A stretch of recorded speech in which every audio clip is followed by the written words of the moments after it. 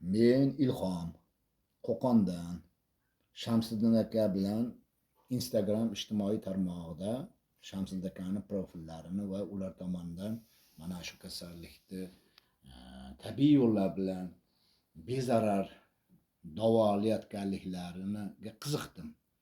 Bu odam bilan telefon raqamlarini topdim, oldim va kontaktda har kuni gaplashib turdik.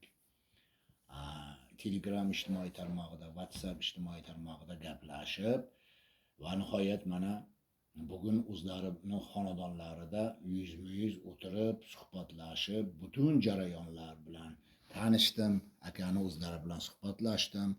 Men mo'jizani ko'rdim. Haqiqatan ham bu bo'rttirish emas, yolg'on gap emas. Endi yolg'on gapirib nima foyda ham bor? Bir faktlarga asoslangan holda men bemalol ayta olamanki, men chunki aka bilan suhbatlashib, ko'rishib, bu jarayonga 100% mana shu tabiiy yo'llar bilan davolash mumkin ekanligini o'zim ko'rdim. Endi mana aka bilan birga ham suhbat bo'ldik, cho'y ichdik, boshqa ovqatlanish kun tartibi, ovqatlanish tartibi, kunlik nimalar iste'mol qilishlik kerakligi to'g'risida bir qayta tushuntirdilar. Asosiy e'tibor berishimiz kerak bo'lgan nima?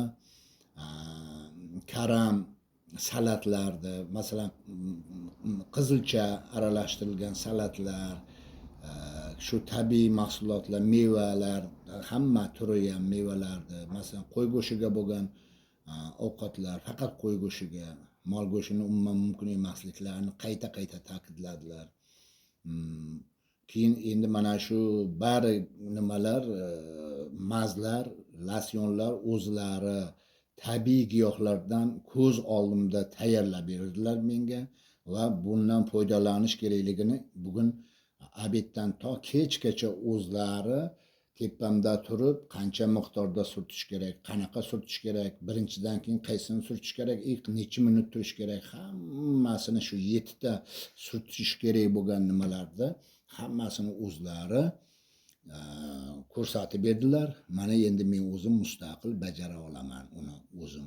Faqat men aka bilan har kun kontaktda bo'lib turaman, gaplashib turaman. Akam bilan keyingi jarayonlarda ham albatta masalan shu odamni ko'rsatmalari bilan ko'rsatmalarini doimiy amalga oshirib borsak, qilish kerak bo'lgan ishlarni qiling, qilmang degan ishlarni qilmasak, shu odamni haqiqatan ham bir mehnatini ro'yobga chiqaramiz, o'zimizni sog'lig'imizni ham xudo xolasa tiklab olamiz.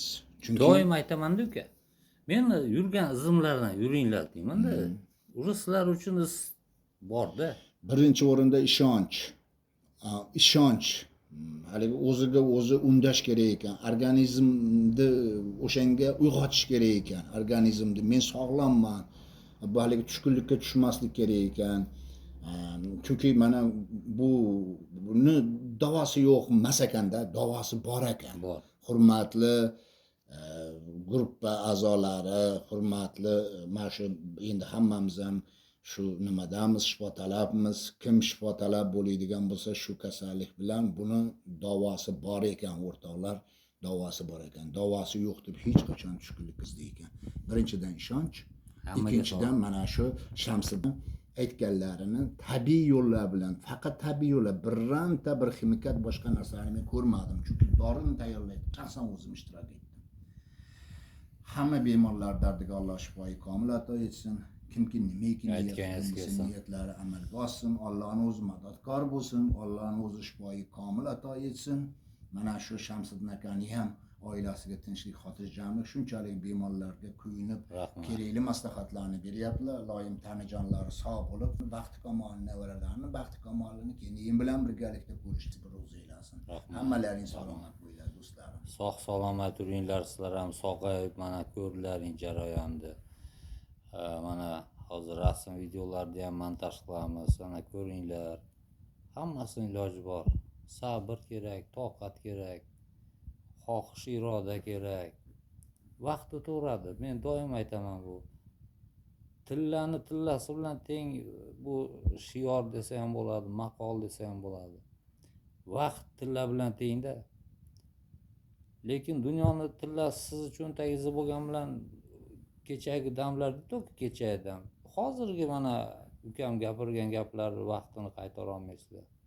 O'shaning uchun harakat qilish kerak. Harakatda barakat.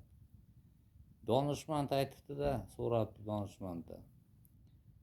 Nimaga kasal bo'ladi desa, badnafslikdan debdi. Nafsda badnafslik. Buni davosi nima desa, kasal davosi nafsni tiyish degan ekanda. Mana ukam bilan o'tirdik. To'g'ri ovqatlanish, jismoniy tarbiya bor, juda katta ahamiyatga ega ertamanda qilish. Ichimliklar bor, ko'rsatdim, kun bo'yi ichadigan, alohida ichadigan, hammasini qilish kerak. Hammasiga sabr kerak. Yangi tug'ilgandek bo'lish kerak inson. Miya bo'm-bo'sh bo'ladi, mana o'zlaring bilasizlar. Intiladi yosh jijilar. Jiji deyman-da, bizda ham hozir yosh jijilar bor. Bir kundan kunga odamcha bo'lib, kulgilari chiqib, biz ham shunaqa bo'lishimiz kerak. Doim pozitiv holat, настроение zo'r bo'lishi kerak. Barchalaringizga sog'lik, salomatlik tilayman.